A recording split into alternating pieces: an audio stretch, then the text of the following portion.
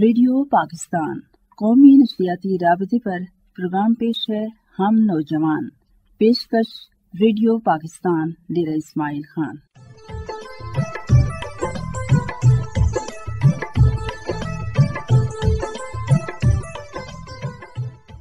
السلام علیکم. پروگرام ہم نوجوان کے ساتھ ریڈیو پاکستان ڈیرہ اسماعیل خان کے اسٹوڈیو سے میں ہوں آپ کی میزبان انم بلوچ. امید ہے آپ سب خیریت سے ہوں گے. آج کے پروگرام ہم نوجوان میں نشر ہونے والے سلسلوں کی ترتیب و تفصیل کچھ اس طرح ہے.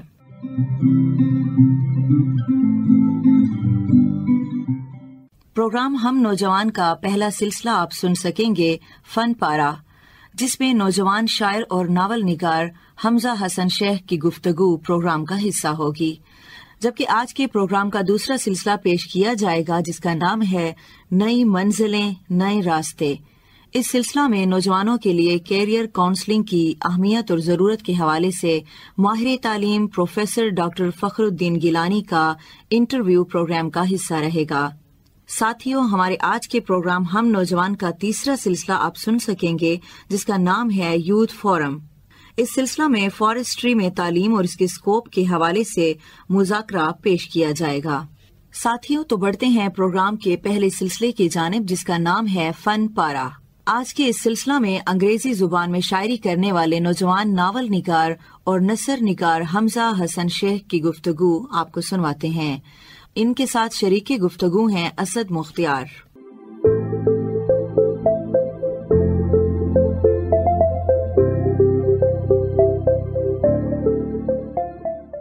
السلام علیکم سامعین.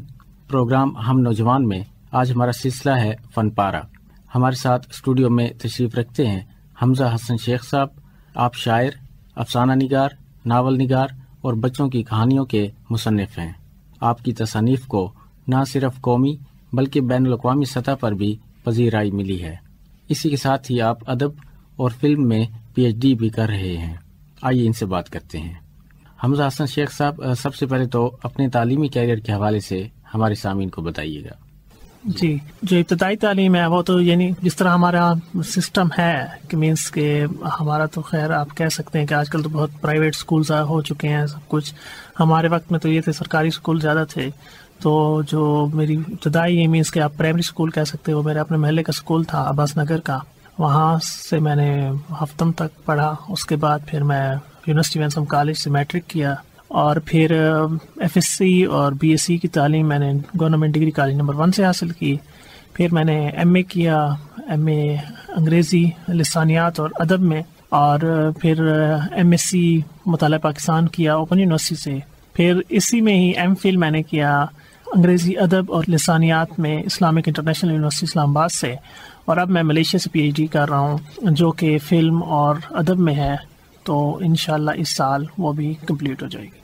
اچھا سر، اگر آپ کے ادبی سفر کی بات کریں تو یہ بتائیں کہ سب سے پہلے کس عمر میں آپ نے لکھنا شروع کیا اور کیا لکھا تھا؟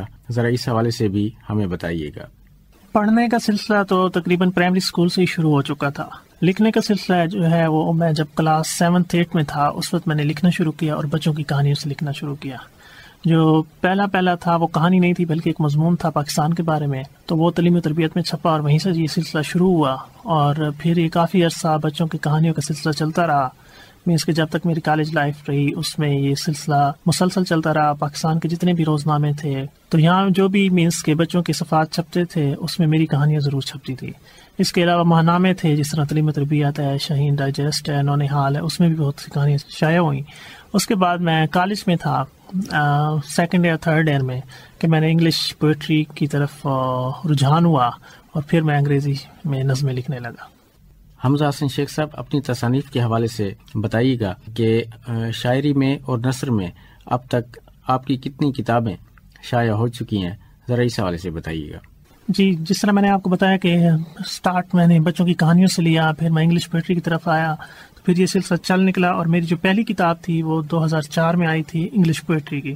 تو وہ میرا پہلا قدم تھا ادب میں. اب تک میری 14 کتابیں شائع ہو چکی ہیں جس میں انگلش پوئٹری کی 3 کتب ہیں، بچوں کی کہانیوں کی 3 کتابیں ہیں، اس کے علاوہ 2 ناول ہیں، ایک انگریزی افسانوں کا مجموعہ ہے، 2 اردو افسانوں کا مجموعہ ہے، اور اس کے علاوہ تراجم کی 2-3 کتابیں ہیں. تو مینس کہ اس میں مختلف اصناف میں جو کام ٹوٹل ہے وہ تقریباً 14 کتابیں میری چھپ چکی ہیں اور باقی مزید بھی کچھ پائپ لائن.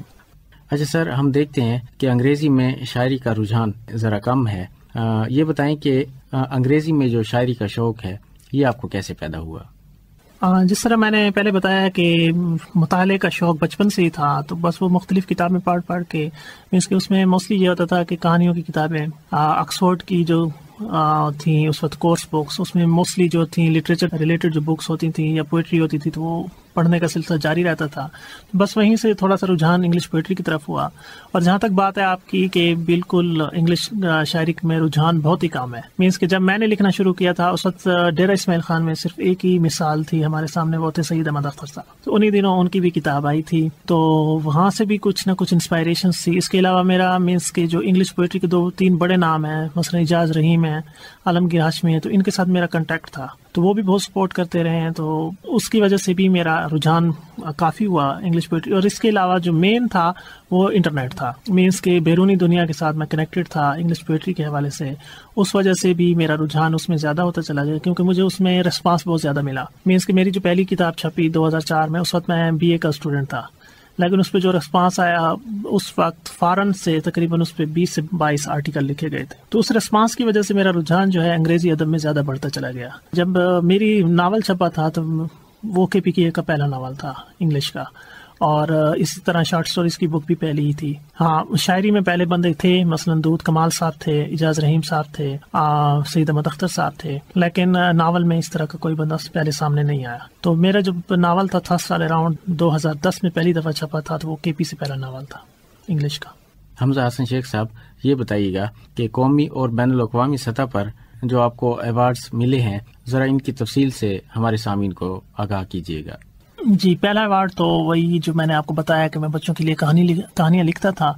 تو پہلا قومی ایوارڈ جو ہے وہ مجھے نیشنل بک فاؤنڈیشن نے دیا تھا. میری بچوں کی کتاب تھی مٹی کی خوشبو، اس پہ، تو وہ میرا پہلا ایوارڈ تھا اور قومی ایوارڈ تھا. اس کے بعد مجھے 5 انٹرنیشنل ایوارڈز ملے ہیں، جو کہ کچھ شاعری پہ ہیں اور کچھ نثر پہ ہیں. تو البانیہ سے مجھے ملا تھا ایوارڈ، وہ میری شارٹ سٹوری تھی لیم لائف، تو اس پہ نثر میں مجھے وہ پہلے نمبر پہ آئی تھی تھرو آؤٹ دا ورلڈ، تو اس پہ مجھے ایک ایوارڈ ملا. اس کے علاوہ مجھے قازقستان سے 2 دفعہ نثر میں ہی ایوارڈ ملا ہے میری شارٹ سٹوریز پہ. اس کے علاوہ ایک لیبنن سے اور ایک سی شیل سے، ان 2 ممالک سے مجھے شاعری کے 2 ایوارڈ ملے. تو اب تک مجموعی طور پر میرے پاس 5 انٹرنیشنل ایوارڈ اور 1 قومی ایوارڈ ہے. تو مینس کہ یہ مختلف اصناف میں مجھے دیے گئے ہیں. اچھا سر، جیسے کہ آپ نے سرائکی اور اردو کتب کا انگریزی میں، جبکہ انگریزی کتب کا اردو میں ترجمہ کیا، یہ بتائیں کہ ادب کے فروغ میں جو ترجمے کی اہمیت ہے وہ کتنی ہے، ذرا اس حوالے سے بتائیے گا. جی بالکل، مینس کہ میری تراجم کی اب تک 2 کتب آ چکی ہیں. ایک پہلی ہے اسپلیشز آف مون لائٹ، اس میں مرتب پریتم کی پنجابی کی 50 نظموں کو انگریزی میں نے ٹرانسلیٹ کیا ہے. اور دوسری کتاب جو ہے وہ کامل داؤد کا ناول ہے دی میسیوس انویسٹیگیشن، تو وہ جو ہے موسیٰ کا مقدمہ کے نام سے شائع ہوا ہے. اوریجنلی تو وہ فرینچ ناول ہے، لیکن میں نے اس کو انگریزی سے اردو میں کیا ہے. اب جہاں تک مقامی تراجم کی بات ہے، تو مقامی تراجم میں یہ ہے کہ موسٹلی ہم جو تراجم کرتے ہیں وہ سرائکی سے اردو کرتے ہیں یا سرائکی سے انگلش کرتے ہیں. جہاں تک اردو کی بات ہے تو اس میں خود بھی یہ ٹرانسلیشن کرتا ہوں اور موسٹلی نثر کی کرتا ہوں. اس کے علاوہ شاعری کے بھی کچھ تراجم ہوتے رہتے ہیں، جن میں طاہر شیرازی صاحب بھی کرتے ہیں، خورشید ربانی صاحب ہیں، اس طرح کے اور بھی کچھ نام ہیں جو سرائکی شاعری کو اردو میں ڈھالتے ہیں. میں موسٹلی نثر کا کام، اور پھر میرا یہ ہے کہ میں موسٹلی جو ہے سرائکی سے انگلش میں ٹرانسلیٹ کرتا ہوں. تو وہاں پہ پاکستان اکیڈمی آف لیٹرز کا ایک شمارہ نکلتا ہے پاکستانی لٹریچر، اس میں جو سرائکی کا پورشن ہے اس میں میری چیزیں چھپتی رہتی ہیں، اور میں حتی الامکان کوشش ہوتی ہے کہ جو سرائکی کے شاعر اور ادیب ہیں ان کی تخلیقات کا انگریزی میں ترجمہ کیا جا سکے، تاکہ وہ بیرونی ممالک کے لوگ بھی اس سے روشناس ہو سکیں. حمزہ صاحب، آپ ادب اور فلم میں PhD بھی کر رہے ہیں ملیشیا سے، ذرا اس فیلڈ کے حوالے سے ہمارے نوجوانوں کو بتائیے گا. میرا جو شعبہ ہے وہ فلم اور ادب ہے. مینس پروڈکشن سے تھوڑا سا ہم ہٹ کے ہیں، حالانکہ ہم نے کورسز کیے ہیں وہاں پہ ڈائریکشنز کے بھی، پروڈکشن کے بھی اور اسکرپٹ رائٹنگ کے بھی. ہمارا جو کام ریلیٹڈ ہے وہ زیادہ تر ریسرچ کے ساتھ ہے، یا مینس کہ میرا جو مین کام ہے وہ جو ناول بیسڈ فلمز ہیں ان پہ کام ہے، اور اس میں جو ہے میرا مینس کی تحقیقی کام ہے. تو بالکل یہ بات آپ کی بھی صحیح ہے کہ اس طرف بہت کم لوگ ہیں، کیونکہ جہاں تک میری معلومات ہیں، جب میں نے ایڈمیشن لیا تھا تو اس وقت سینماٹوگرافی اینڈ فلم اسٹڈیز میں پہلا پاکستانی تھا ملیشیا سے، تو پہلے اس فیلڈ میں کوئی بندہ نہیں ہے. تو اس میں یہ ہے کہ نوجوانوں کو آگے آنا چاہیے بالکل، کیونکہ یہ ایسا شعبہ ہے جو بالکل ہم نے کبھی اس پہ توجہ ہی نہیں دی. ٹھیک ہے، ہمارے ہاں فلم جو ہے صرف انٹرٹینمنٹ سمجھی جاتی ہے، حالانکہ فلم سے آپ بہت کچھ سیکھتے ہیں. فلم میں آرٹ بھی ہے، فلم میں ڈرامہ بھی ہے، فلم میں کہانی بھی ہے، فلم میں تاریخ بھی ہے، اور فلم میں زندگی بھی ہے.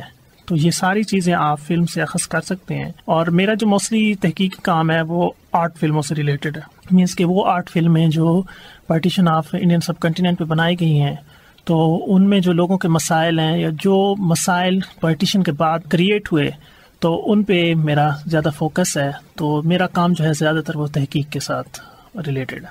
اچھا سر، اپنی شاعری میں سے کوئی منتخب انگریزی میں جو آپ کا لکھا گیا کلام ہے، آپ ہمارے سامعین کو سنانا پسند کریں گے؟ جی بالکل. نظم کا عنوان ہے heart city. In temple of my heart city someone rings the bell, kindles a lamp, and gradually disappears down in back steps. Only remains behind the flashes of an alien figure. The chimes go on ringing. The lamp burns all night long, blazing with someone's memories. بہت خوب. آخر میں نوجوانوں کو آپ کیا پیغام دینا چاہیں گے؟ نوجوانوں سے یہی پیغام دینا چاہوں گا کہ مینس کہ لائف میں جو بھی ان کے گولز ہیں تو ایک دفعہ اپنی زندگی کا ایک گول سیٹ کریں اور اس پہ کار بند رہیں، اور مینس کہ اس کو حاصل کرنے کے لیے جتنی محنت کرنی پڑے، تو جب تک وہ محنت نہیں کریں گے تو ان کے وہ خواب، وہ خواہشیں، وہ گول کبھی پورے نہیں ہوں گے. تو مینس کہ محنت میں ہی آپ کی کامیابی کی کنجی ہے. تو میرا یہی پیغام ہے کہ محنت جاری رکھیں. بہت شکریہ. جی سامعین، سلسلہ آپ نے سنا فن پارہ. اس میں آج ہمارے ساتھ شریک گفتگو تھے حمزہ حسن شیخ صاحب. آپ نوجوان شاعر، افسانہ نگار، ناول نگار اور بچوں کی کہانیوں کے مصنف ہیں. اسی کے ساتھ ہی آپ ادب اور فلم میں پی ایچ ڈی بھی کر رہے ہیں. حمزہ حسن شیخ صاحب، میں آپ کا شکر گزار ہوں کہ آپ نے اپنا قیمتی وقت ریڈیو پاکستان کو پروگرام ہم نوجوان کے لیے دیا. جی سر، آپ کا بہت بہت شکریہ کہ آپ نے مجھے یہاں آنے کا موقع دیا، اور ریڈیو پاکستان کا بہت بہت شکریہ کہ انہوں نے ہمیں وقت دیا تاکہ ہم اپنا پیغام لوگوں تک پہنچا سکیں. بہت بہت شکریہ. تھینک یو سو مچ. سامعین، اسی کے ساتھ ہی اپنے میزبان اسد مختار کو اجازت دیجیے. اللہ حافظ.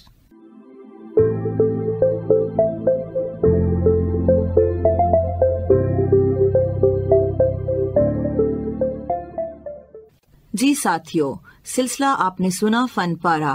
اب بڑھتے ہیں پروگرام کے دوسرے سلسلے کی جانب، جس کا نام ہے نئی منزلیں نئے راستے. آج کے اس سلسلہ میں نوجوانوں کے لیے ان کے کیریئر کے انتخاب کی ضرورت اور اہمیت کے حوالے سے پروفیسر ڈاکٹر فخر الدین گیلانی کا انٹرویو آپ کو سنواتے ہیں.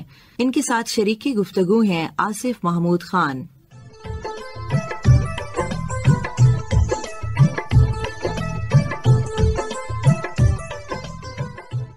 سامعین، پروگرام ہم نوجوان میں آج ہمارا سلسلہ ہے نئی منزلیں نئے راستے. آج کے سلسلے میں ہم بات کریں گے نوجوانوں کے لیے ان کی کیریئر گائیڈنس یا کیریئر کاؤنسلنگ کتنی اہمیت رکھتی ہے. سر، یہ فرمائیں کہ نوجوانوں کو کیریئر کاؤنسلنگ یا کیریئر گائیڈنس کتنی اہمیت رکھتی ہے اور ہمارے معاشرے میں اس کی کتنی ضرورت ہے؟ یہ طلباء کے لیے انتہائی ضروری ہے، کیونکہ آپ جانتے ہیں کہ ہر شخص کو قدرت نے انفرادی کریکٹرسٹکس سے نوازا ہے، اور ان کریکٹرسٹکس کو مد نظر رکھتے ہوئے اگر ہمارے طلباء آگے جائیں گے تو ظاہر ہے کہ وہ اپنی ڈیسٹینیشن کو آسانی سے حاصل کر لیں گے. نہ صرف حاصل کر لیں گے بلکہ اس فیلڈ میں، جس فیلڈ میں ان کی انٹرسٹ ہے، اس میں وہ بہترین کارکردگی کا بھی مظاہرہ کر سکیں گے. لہٰذا اس کی اہمیت سے انکار تو نہیں کیا جا سکتا، بلکہ ہمیں چاہیے کہ ہم اپنے نصاب میں اور تعلیمی اداروں میں جو اسٹوڈنٹس کی کیریئر کاؤنسلنگ ہے، اس سلسلے میں ہمیں سٹیپس لینے چاہیے اور اس کو پروموٹ کرنا چاہیے. سر، یہ فرمائیں کہ تعلیمی اداروں کی اس حوالے سے کیا ذمہ داری ہے کہ وہ اپنے طلباء کو رہنمائی فراہم کریں؟ یقیناً کیریئر کاؤنسلنگ میں سب سے اہم ذمہ داری تعلیمی اداروں کی ہے، اور بچوں کو اس سلسلے میں صحیح طریقے سے گائیڈ کرنا، ورکشاپ کا انعقاد کرنا، اور اساتذہ کرام کو یہ چاہیے کہ وہ اپنے طلباء کا پوٹینشلز کو پوائنٹ آؤٹ کریں، اور پوائنٹ آؤٹ کرنے کے بعد ان کی رہنمائی کریں۔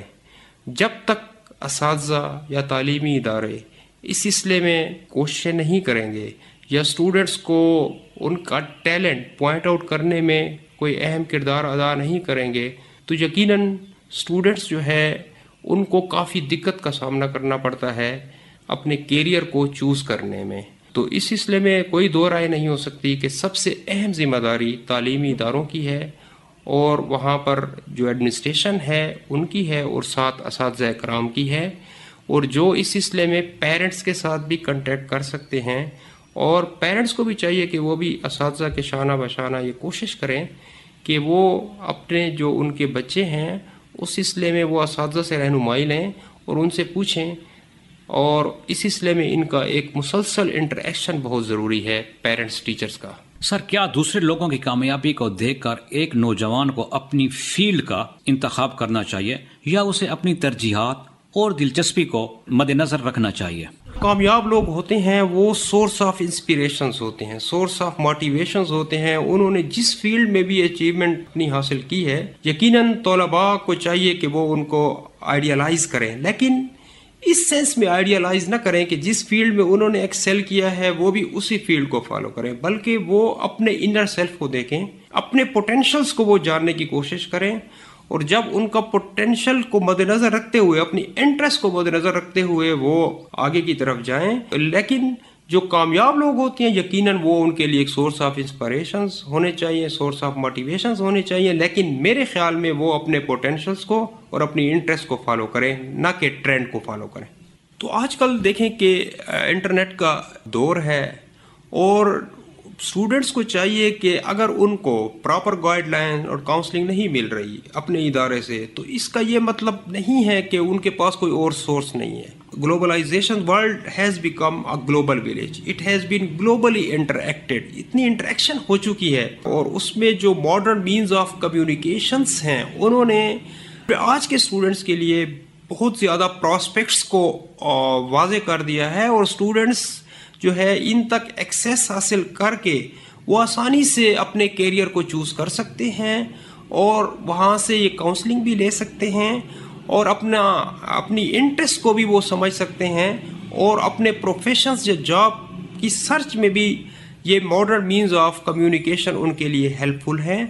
تو میں یہی سجیسٹ کروں گا آج کے اسٹوڈنٹ کے لیے کہ وہ اس کے پاس ایک ایسا you can say plate form ہے جو کہ ہماری جو نسل تھی اس کو اویلیبل نہیں تھا۔ جی سامعین، سلسلہ آپ نے سنا نئی منزلیں نئے راستے، جس میں نوجوانوں کے لیے ان کی تعلیم اور جاب کے حوالے سے کیریئر گائیڈنس کی ضرورت اور اہمیت پر آج ہم نے بات کی۔ سر، ریڈیو پاکستان کو وقت دینے کا بہت بہت شکریہ۔ Thank you. اسی کے ساتھ ہی اپنے میزبان آصف محمود خان کو دیجیے اجازت۔ اللہ حافظ۔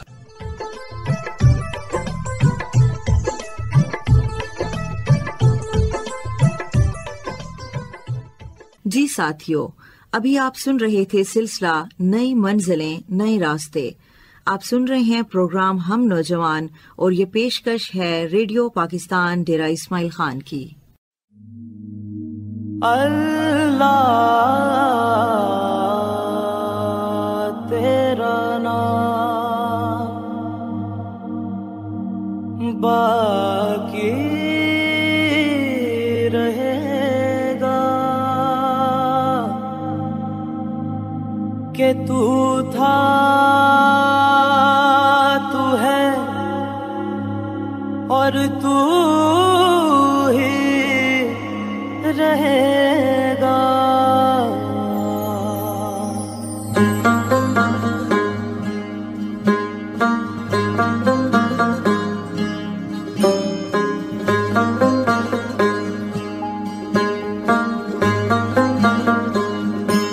ہوئے بے بس ہے یا رب کیجئے ہم پہ رحم، تیرے در پہ چلے آئے جو کہ سجدوں میں ہم، صدقہ نبی محمد کا، صدقہ ان کے سجدوں کا، سنو بنتی الہی مانگنے تیرے در پہ آئے ہیں، یا رب العالمین کر رحم مالک یوم الدین، یا رب العالمین کر رحم مالک یوم الدین۔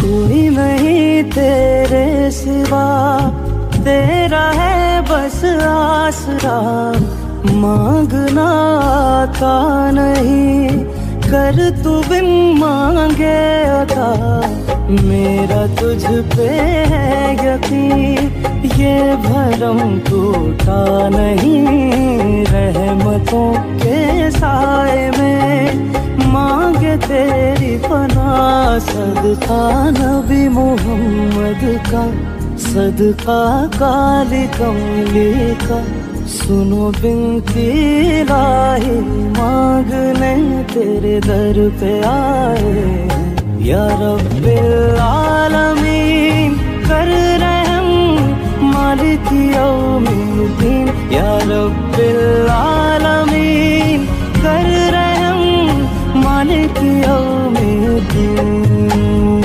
لا الہ الا ہو اللہ اللہ اللہ، لا الہ الا ہو اللہ اللہ اللہ اللہ۔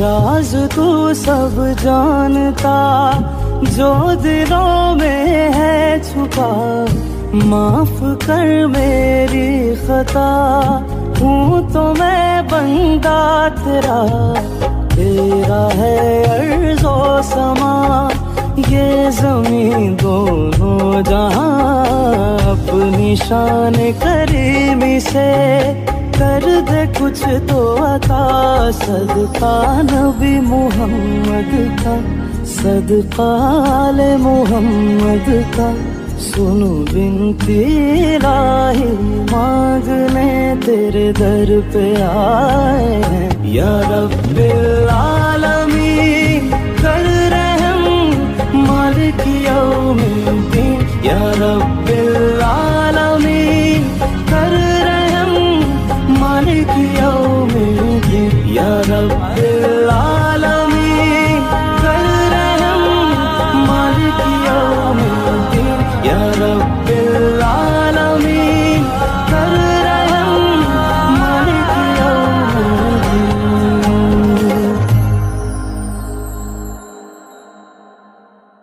اب پیش ہے پروگرام کا تیسرا سلسلہ جس کا نام ہے یوتھ فورم۔ آج کے سلسلہ میں پاکستان میں فارسٹری کی تعلیم اور اس شعبے کی اہمیت پر فارسٹری کے طالب علموں کے ساتھ ریکارڈ کیا گیا مذاکرہ آپ کو سنواتے ہیں۔ پیش ہے سلسلہ یوتھ فورم۔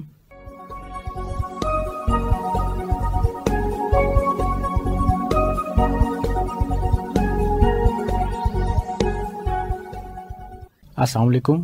پروگرام ہم نوجوان میں آج ہمارا سلسلہ ہے یوتھ فورم۔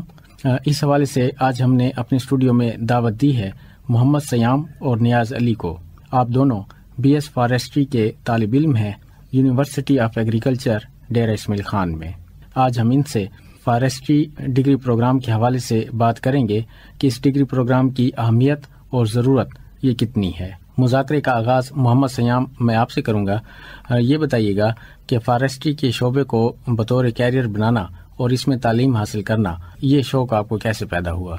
جی بیسیکلی فارسٹری کا شوق میرا کچھ ایسے شروع ہوا کہ میں بچپن ہی سے میری جو ہابی تھی وہ گارڈننگ تھی، یعنی پودوں سے مجھے محبت تھی، ان کے ساتھ میں بچپن ہی سے بہت ان کی کیئر کرتا تھا۔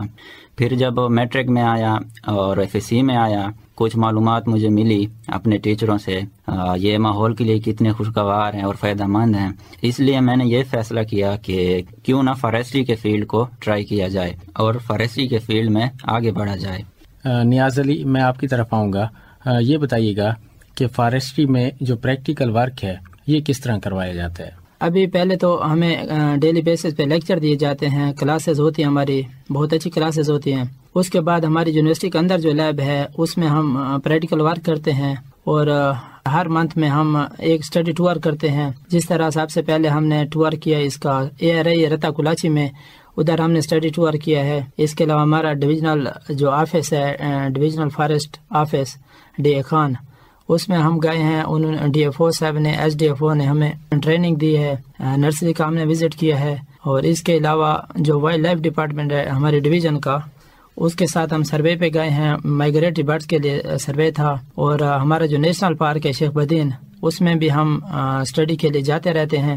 اچھا محمد سیام، ہمارے نوجوانوں کو یہ بتائیے گا کہ فارسٹری یعنی جنگلات، اس سے متعلقہ جو دیگر شعبے ہیں وہ کون کون سے ہیں؟ جی، فارسٹری کا جو مین مطلب ہے نا، وہ میں آپ کو پہلے بتا دوں. فارسٹری سائنس اور آرٹس دونوں ہیں. جیسے کہ سائنس سے ریلیٹڈ جو فیلڈ ہے، فارسٹ آ گئے، فارسٹ سے ریلیٹڈ جو اسٹڈی ہوگی. اور آرٹس سے ریلیٹڈ جو اسٹڈی ہے اس میں watershed management, soil management وغیرہ آ جاتی ہیں. اس کے علاوہ فارسٹری میں وائلڈ لائف مینجمنٹ اور مختلف سی اور فیلڈ آ جاتی ہیں جو اس پورے فیلڈ کو یعنی فارسٹری کو کور کرتی ہیں. فارسٹری میں ہر وہ چیز آ جاتا ہے جو اس جنگل کے انوائرمنٹ میں ہوتا ہے، یعنی کہ انسیکٹس اور پلانٹ پیتھولوجی، یعنی جنگلات کو جو بیماریاں لگتی ہیں، آبی پودے یا آبی جاندار سب اس میں آ جاتے ہیں. اچھا نیاز علی، یہ بتائیے کہ فارسٹری میں جو اسپیشلائزیشن ہے وہ کن کن شعبوں میں ہو سکتی ہے؟ جو اسٹوڈنٹ ہے BS فارسٹری کا، وہ جب وہ BS فارسٹری کر لیتا ہے، 13 اسپیشلائزیشن کی فیلڈ ہیں. اس میں وائلڈ لائف بھی آ جاتا ہے، پرندوں والا جو ہے محکمہ وائلڈ لائف ڈپارٹمنٹ، یہ بھی آ جاتا ہے. اس کے علاوہ سائل کنزرویشن، اس میں بھی ہم جا سکتے ہیں. اور واٹر سیڈ مینجمنٹ ہو گیا، کاربن سیکویسٹریشن، اس میں ہم مطلب اسپیشلائزیشن کر سکتے ہیں. اس کے علاوہ جو مائگریٹری برڈ جو مطلب ہمارے ملک پہ پاکستان میں آتی ہیں، مائگریٹری برڈ دوسرے جگہ سے، اس پہ بھی ہو سکتی ہے اسپیشلائزیشن. آبی پودے ہو گئے، آبی پرندے، اس میں بھی ہم اسپیشلائزیشن کر سکتے ہیں. یہ اسپیشلائزیشن کے لیے مختلف شعبہ جات ہیں جس میں ایک اسٹوڈنٹ اپنی فیلڈ چوائس کر کے سلیکٹ کر کے اس میں جا سکتا ہے. نیاز علی، آخر میں ہمیں یہ بتائیے کہ پاکستان میں فارسٹری کے مستقبل کو آپ کس طرح دیکھ رہے ہیں؟ ہمارا جو ٹریڈیشن چل رہا ہے، ہمارے جو ٹریڈیشن یہ چل رہا ہے کہ صرف میڈیکل اور انجینئرنگ کی فیلڈ ہے. حالانکہ یہ باقی بہت اچھی فیلڈ ہے جس میں فارسٹری بھی آ جاتی ہے، اور یہ پریکٹیکل فیلڈ ہے. اس میں مطلب انسان کے اندر ایک سکل ہوتی ہے، اور آگے جو دور آ رہا ہے اس میں سکل کی ڈیمانڈ ہے. صرف ہمارے پاس ڈگری ہو اور سکل نہ ہو تو اس کو کوئی فائدہ نہیں ہے. اور یہ بہت اچھی فیلڈ ہے، پریکٹیکل فیلڈ ہے. اور میں بحیثیت ایگریکلچر یونیورسٹی کا طالب علم، آنے والے طالب علم میں ان کو انوائٹ کرتا ہوں تاکہ وہ آئیں اور ہم مل کے پاکستان کو سرسبز بنائیں اور اپنے ملک کی ترقی میں اپنا حصہ ڈالیں. جی سامعین، مذاکروں کا سلسلہ یوتھ فورم آپ نے سنا. ہمارے آج کے مذاکرے کا موضوع تھا BS فارسٹری ڈگری پروگرام، اس کی جو اہمیت اور ضرورت ہے.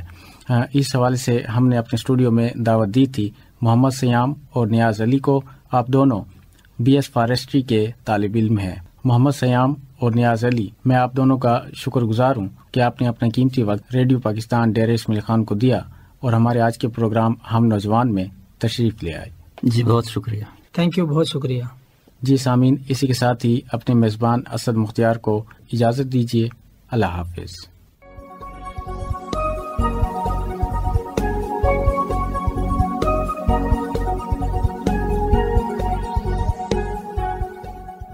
جی نوجوان ساتھیوں، یہ تھا ہمارا آج کا پروگرام ہم نوجوان. امید ہے آپ کو پسند آیا ہوگا. اسی کے ساتھ ہی اپنی میزبان انم بلوچ کو اس دعا کے ساتھ اجازت دیں کہ آپ جہاں رہیں خوش رہیں. اللہ حافظ.